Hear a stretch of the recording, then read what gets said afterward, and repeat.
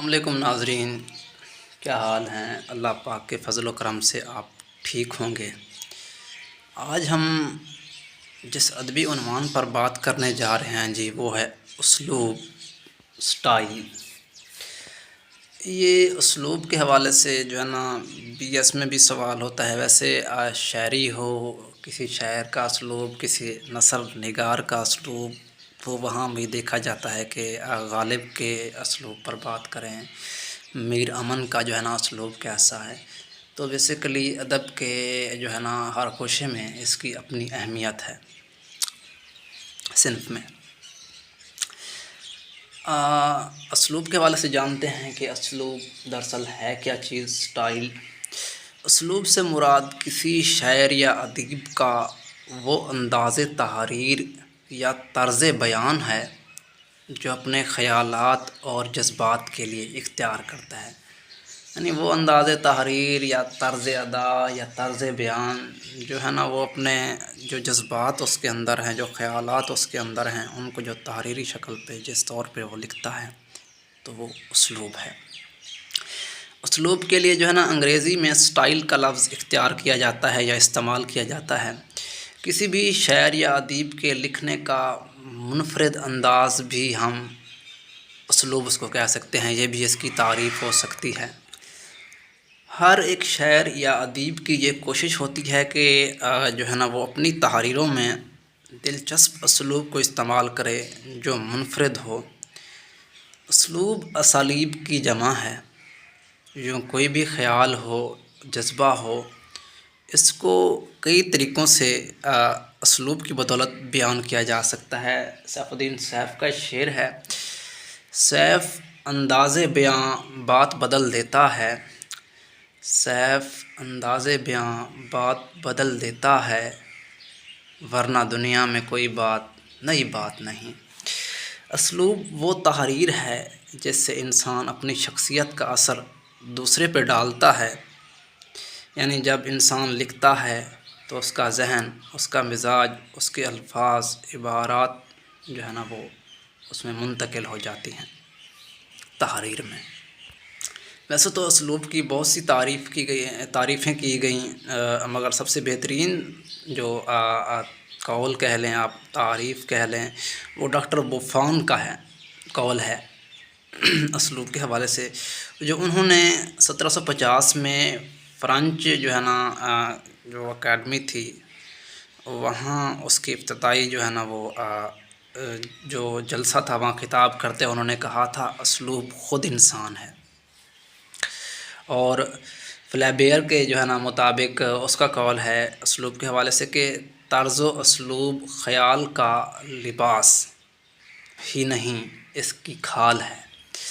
اسلوب کی اہمیت پر زور دینے والوں میں الیگزینڈر سمتھ کا بھی کہنا ہے کہ اسلوب کے حوالے سے خیال سے زیادہ پائیدار اور لازوال شائع ادب میں اسلوب ہے۔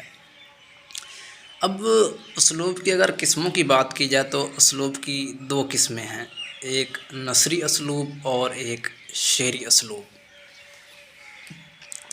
نثری اسلوب وہ اسلوب ہے جس کا تعلق بنیادی طور پر ادائے خیالات سے ہوتا ہے۔ نثری اسلوب میں مصنف فصاحت و بلاغت کا سہارا لیتا ہے۔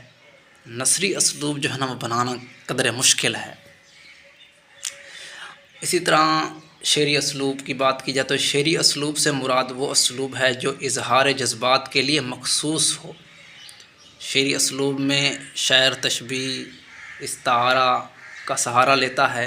شعری اسلوب جو ہے نا نثری اسلوب کے بدولت بنانا جو ہے نا وہ آسان ہے۔ یہ بھی ہو سکتا ہے کہ کسی شاعر کے ہاں اس کی شاعری میں نثری اسلوب کا استعمال ہو اور نثر میں شعری اسلوب کا استعمال ہو، ایسا گمان بھی ہو سکتا ہے۔ اس حوالے سے محمد حسین آزاد کا نام لیا جا سکتا ہے جن کی شاعری میں نثر کا انداز اور نثر میں شاعری کا انداز نظر آتا ہے، اور نثر میں اکثر و بیشتر شاعری کا جو ہے نا ہمیں دھوکہ ہونے لگتا ہے کہ یہ شاعری ہے۔ صاحب اسلوب سے مراد اسلوب کا منفرد اور بہترین استعمال کرنے والا جو شخص ہے اس کو ہم صاحب اسلوب کہتے ہیں۔ اسلوب اور اسلوبیات میں بھی فرق ہے۔ اسلوبیات اور جو ہے نا اسلوب کسی بھی شاعر یا ادیب کے لکھنے کا منفرد انداز جو ہے نا وہ اسلوب ہے، جبکہ اسلوبیات میں اسلوب کا لسانی یا سینسی مطالعہ کیا جاتا ہے، کیونکہ جو ماہرین اسلوب ہوتے ہیں اسلوبیات کی بنا پر یہ معلوم کرتے ہیں کہ یہ کون سی تحریر ہے، کس کا اسلوب ہے۔ اسلوب کے اگر عناصر تشکیلی کی بات کی جائے، جو اس کے تشکیلی عناصر ہیں، تو اسلوب کے عناصر تشکیلی سے مراد وہ عناصر ہیں جن سے مل کر اسلوب بنتا ہے، تو ان عناصر کو ہم اسلوب کے عناصر تشکیلی کہتے ہیں۔ تو ان میں سب سے پہلا جو عناصر ہے مصنف کی انفرادیت۔ اسلوب کا سب سے پہلا جو ہم کہہ سکتے ہیں کہ جو عنصر ہے تشکیل کا، وہ مصنف کی انفرادیت ہو، مصنف کا انداز تحریر سب سے منفرد ہو، نہ ہی کسی کی نقل ہو، نہ ہی کسی کا اپنایا ہوا ہو، ایک الگ پہچان بنانے والا اس کا انداز تحریر ہو۔